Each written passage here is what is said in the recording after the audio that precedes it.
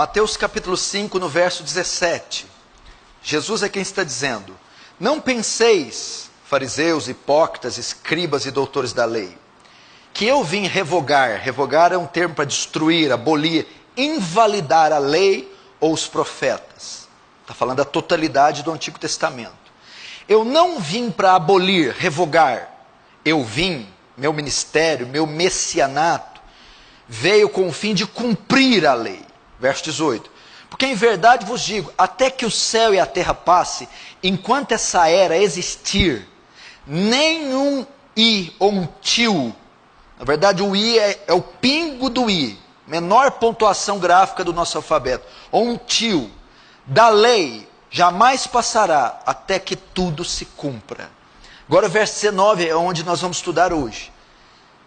Portanto, aqui não está o portanto, mas existe. Portanto, em vista do que eu falei,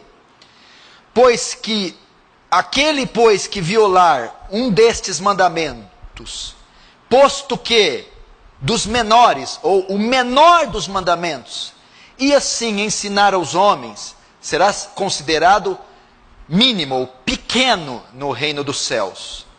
Aquele, porém, que observar, cumprir e ensinar qualquer um dos mandamentos, até o menor, esse será considerado grande no reino dos céus. Fecha os olhos, deixa aberto aí. Então fecha os olhos, vamos orar mais uma vez. Pai Santo, a Ti pertencem a honra, a glória, o poder e o domínio. Nós paramos aqui mais essa noite para Te escutar, Senhor. Estamos ansiosos para Te ouvir, ávidos para ouvir Tua palavra, Tua lei, Tua santa palavra. Cônscios da nossa pequenez, da nossa miserabilidade e da nossa dependência do Senhor. Senhor, na condição que eu estou, que eu sou, nós não podemos esperar nada, nem dos meus irmãos que aqui estão. Pai, eu subo aqui, fiado nas suas muitas misericórdias, na incondicionalidade do seu amor, na beleza da sua graça, que assiste o pecador, mesmo nos momentos mais difíceis, de forma imerecida, graciosa. Assiste o teu povo aqui essa noite. Assiste homens e mulheres que têm depositado em Ti a fé e a esperança. E despeja dessa graça gloriosa, abundante, para salvar, curar, transformar, consolar, de maneira que o Seu reino avance, que o Senhor receba glória para si, e que nós sejamos conformados à imagem do Seu Filho. Em nome de Jesus. Amém. Dando sequência novamente no Sermão do Monte, a nossa proposta é fazer a exposição aqui nos domingos, intercalando entre uma mensagem e outra, para não sermos muito pesados. Um domingo eu explico o Sermão do Monte, no outro eu trago uma mensagem mais avulsa, como é costume aqui em nossa igreja. Na última vez que nós estudamos o Sermão do Monte, nós retornamos ele do verso 17 em diante. No verso 17, o Sermão do Monte, ele entra em uma nova seção.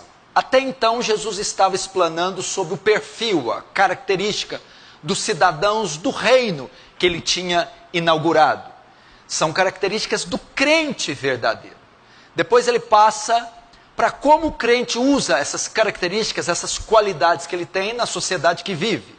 Então ele nos compara ao sal da terra e à luz do mundo. Nós com essas qualidades damos sabor, nós com essas qualidades e nós iluminamos a sociedade, ou seja, exercemos uma influência positiva sobre a sociedade. Agora dos versos 17 em diante, Cristo muda o seu discurso, ele entra em uma nova seção e ele vai falar sobre a relação que ele tem com a lei de Moisés. E ele faz isso no verso 17 e 18. Agora no verso 19, ele continua o seu discurso, mostrando a relação dele, do seu reino com a lei, mas ele vai fazer um acréscimo. Agora ele vai mostrar a relação, a nossa relação com a lei. A primeira parte, o texto anterior, a pregação anterior, mostra a relação da lei com Cristo, ou de Cristo com a lei. Agora ele vai mostrar qual é a nossa relação com a lei de Moisés. Qual é a minha relação com a lei de Moisés? Qual é a sua relação com a lei de Moisés? E é nisso que vai consistir a mensagem de hoje. É o verso 19. O que Jesus diz aqui? Aquele, pois, que violar, anular, desprezar um destes pequenos mandamentos, posto que dos menores, ou o menor princípio, o menor mandamentozinho da lei, e assim ensinar os homens, será considerado mínimo no reino dos céus. Esse texto aqui de Jesus, ele nos traz dois princípios. Nós extrairemos na mensagem de hoje dois princípios extraídos deste texto. O que Jesus quis dizer com esse verso 19? Primeiro, todos os mandamentos de Deus são importantes. Todos os mandamentos de Deus devem ser observados.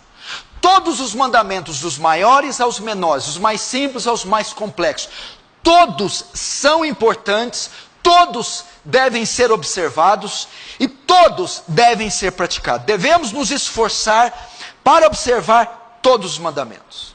Segundo princípio que o texto traz, a nossa posição no reino de Cristo depende da nossa obediência aos mandamentos.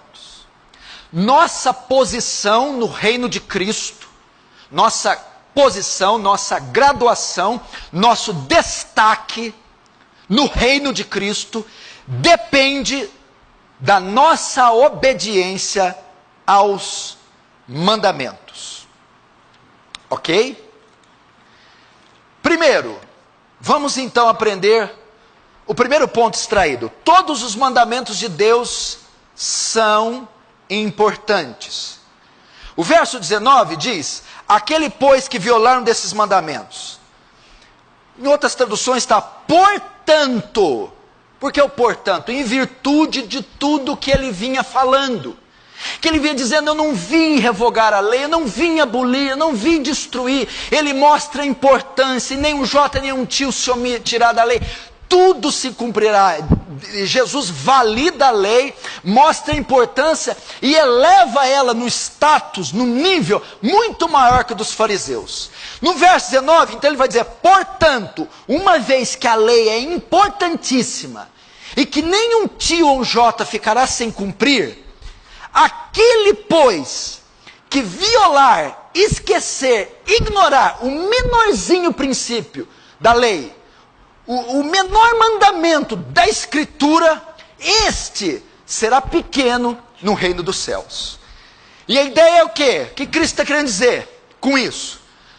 Todos os mandamentos da Escritura são importantes.